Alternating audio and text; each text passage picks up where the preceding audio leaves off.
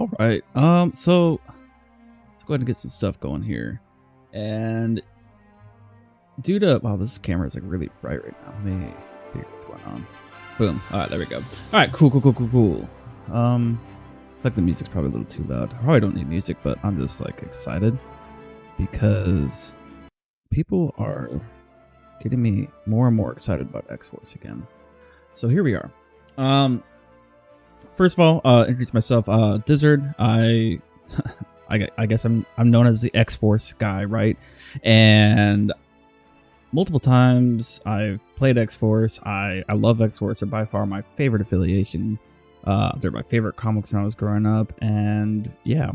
And recently people were asking like, man, I wish there was like more articles or just something to like help out newer people get back into X-Force, or just help people in general understand how to play X-Force. So here I am. I'm gonna go ahead and try and do this again. Last time I did articles, and this time we're gonna try and do a video series. And I'm probably just like update little videos here and there. And ultimately we'll go into like doing games and all sorts of stuff. So we're gonna go ahead and start off with this first one being X-Force 101, basically. This isn't gonna be too long, probably. I hope. I got some other stuff to go take care of, but I want to get something out there, I guess. So let's begin. First of all, X-Force and MCP, what are they? I've spent basically since X-Force came out wondering this myself. Like, what is X-Force and MCP? Are they an attrition team? They can be. Are they a scenario team? They can be. Are they defensive? Sometimes they can be. And like, it took me forever. I would say until maybe a couple of weeks ago or a month ago or something like that, where I came across this like realization that X-Force's like shtick or their thing is being adaptable, because they're not really like they're not like X-Men where it's like they're a great scenario team. They're not Cabal, where it's like they're gonna like really like use their stuff and punch you in the face hard. It's not Criminals, where they're a Kingpin scenario team or Daredevil attrition team. They're not Weapon X, where they're an aggro team. Stuff like this. So like I kind of came to the realization of, at its core base, you look at X-Force and what they're doing, and it's very much like being adaptable to the situation at hand. Like, what is going on? And I think the longest time they really struggled with this, because they their characters are everywhere. We'll go into the characters a little bit on this episode, but when you look at X-Force and you think about it, it very much is like, well, what do I need to do to win? And you could say it's about any team, but X-Force can really pivot on a dime with what they're doing. They can have an aggro game plan and immediately pivot over to a defensive turtle game, which hopefully I can like show you how to do this type of stuff as we go through this series. But that's kind of like my thing with X-Force is, if you want a team that is like, you love X-Force and you want to play a team that's super adaptable, then play X-Force. They're just super fun. And also, if you just want to show everybody up that like X-Force is something to like actually be aware of, and X-Force can play games. Like they're not a meme faction by any means. And hopefully I can persuade some of you guys to like actually enjoy playing Cable. I guess that'll be my goal here, is because I play Cable pretty much every single threat value. Almost. There's certain times where it's like, I got a better option going on. But we're gonna explore some things here, and we're going to get right into it. So let's go ahead and start this off by talking about the leadership, right? So we have what works, right? Each allied character may reroll one die in their attack rolls once per turn.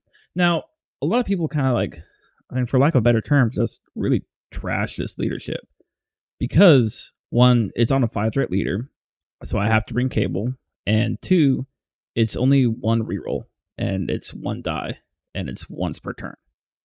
It's not like it's once per attack, it's not once per whatever. It's just once per turn, and it's one reroll. But like, we look at all the characters across X-Force, and every single one of them more than likely has a trigger that they're trying to hit. Domino needs to hit a hit to get her rapid fire. 23 wants a wild for Pierce and bleed. Honey Badger, same thing. Wolverine, Sabretooth, same thing. Psylocke now, she wants a hit for pursuit. She wants a wild to make the opponent lose power. Cable wants incinerate. Like every single X Force character has a trigger that they want to hit, and that reroll is ensuring that you're like having better odds of hitting your trigger. That is the purpose of the reroll. It's not to like push more damage. It's not to again, it's a side effect, but like the biggest thing that you're doing with this leadership is you're hitting your triggers that are on your affiliated characters. So when we're looking at splash characters to bring into X Force, you should be looking for people that like are going to abuse this leadership. Like who has triggers? To name a few, we got Bill, we got Logan, we got I'm kind of blanking right now, but Red Skull. There's all sorts of them, and I'll go into splash characters, probably its own little episode. So I'm trying to keep these short and sweet to the point.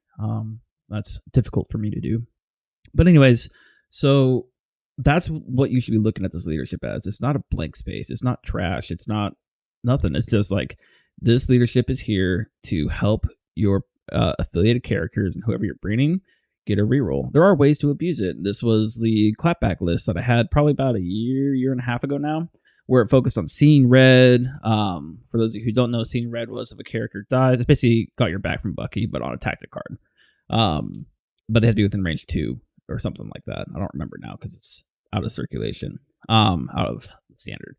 So using ways to be able to use your reroll on your opponent's turn. So you have Sabretooth, you have Ronin, basically anybody who can make an attack, Fury Senior, Bucky, and the whole idea was to abuse the reroll by attacking during your opponent's turn. And it worked great. It was wonderful. I loved it. And then we got rid of seeing red, and for some reason, like the list just didn't feel the same. But that is a way you can go with X Force, because again, they're so adaptable. You could throw characters into X Force that their triggers are control. Like you need Emma to hit a hit in Wild, I believe it is, and she gets to move somebody. So like doing stuff like this, like using X Force's leadership to hit triggers, that is what it's for. Let's focus on that, right? That is how I look at X Force. They're adaptable. Their leadership helps them be adaptable, and Cable helps them be adaptable. Cable is a powerhouse. I don't care what anybody says. My biggest gripe with Cable is he dies too easy. He's not there to put out damage. He's not there to be control. He's not there to do all this other stuff. He's there to provide you a leadership that's actually pretty good. When you look at it in this mindset, and he's there to provide shields and throw. His kit is amazing. But let's go over this real quick. So Cable, everybody knows this is size 2, 5 threat, 6 health on the front, 7 health on the back.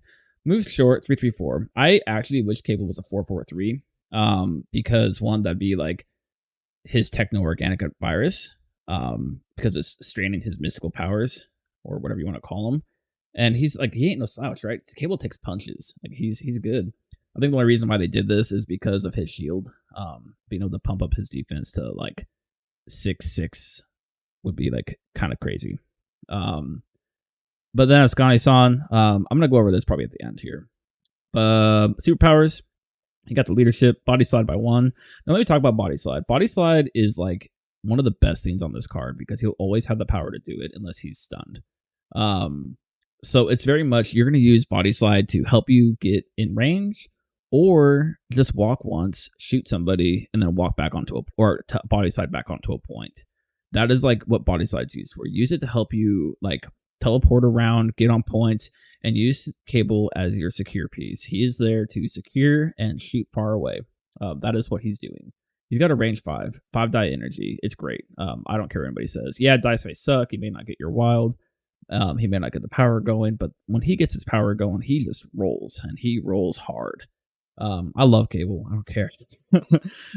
His throw, spend 1 to 4 within range 3. That's huge. He could typically always have something within range to throw, and spend the power of the size to throw medium. His throw is great. Use his throw aggressively. Use his throw defensively. It doesn't matter. Again, X-Force being adaptable, you can do it whatever. You're going into Magneto. I'm going to just throw stuff with Cable every single turn, so Magneto can't throw it at me. I don't care if he's gaining power for it, because I'm destroying stuff, but I'm basically taking damage off the board, which is great. So, and X-Force is very limited on what they can throw. So using his throw, depending on what you need in that scenario. And then telekinetic shield, right? This one is the shield. I love this thing. It's great on Psylocke. I run Psylocke next to a Cable all the time. And then he gains his extra power because of him being crazy. He's also poison immune. On his flip side, the only thing that really changes is he gets an extra health. No, I'm questioning myself.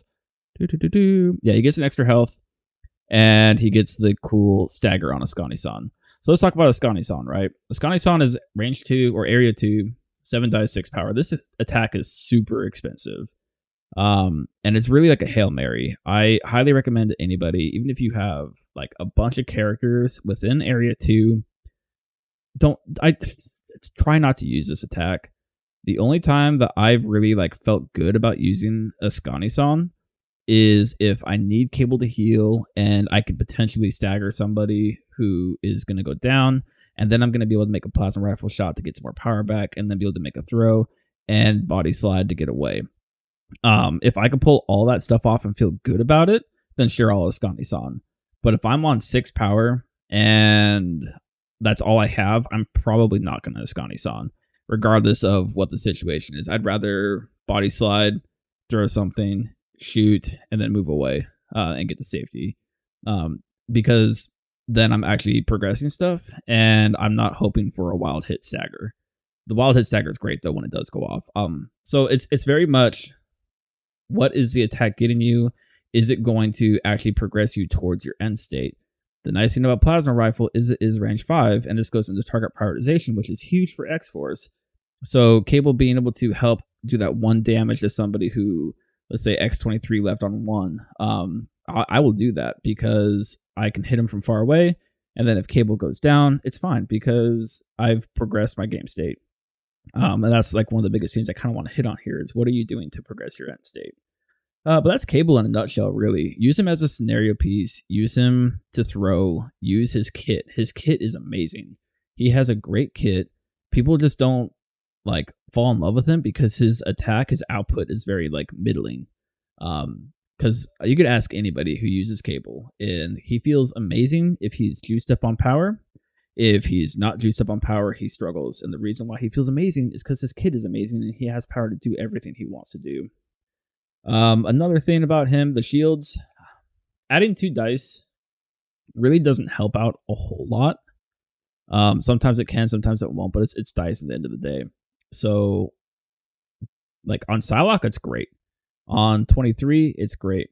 On Cable himself, it really doesn't add that much. We kind of like look at this like Emma's diamond form, right? She adds 2 dice to her physical, and it's really not changing things. She probably still dies anyways. It's picky and choosy. I really don't have a whole lot of advice for telekinetic shield other than like figure out when and when you don't like it. For me, it's I love it on Psylocke and I love it on 23. Everywhere else is kind of just like it's okay.